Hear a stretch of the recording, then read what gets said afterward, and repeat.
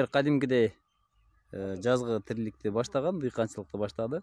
Жер тапка келгендиктен айдоо иштерин жүргүзүп, малалатып, мына ушундай пахта талаларына дем алдыруу үчүн бедесеп жатышат дыйкандар.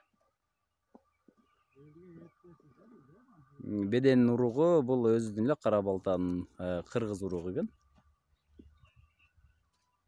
Мына туугандар, жер кадимкидей тапка келиптир.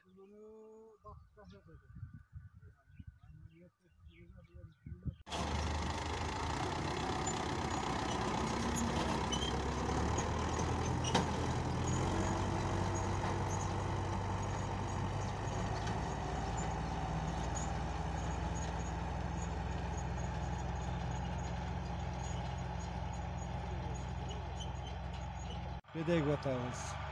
3 жылдан бeri şu bededen. Гектарга канча килограмм сеп атасыздар? Гектарда 20-25. Каттыгыраак. Гектарда 20-25. 25 килограмм уруп атасыздар. Арпа аралаштырып сеп атасыздар. Аралаштырып сеп атабыз.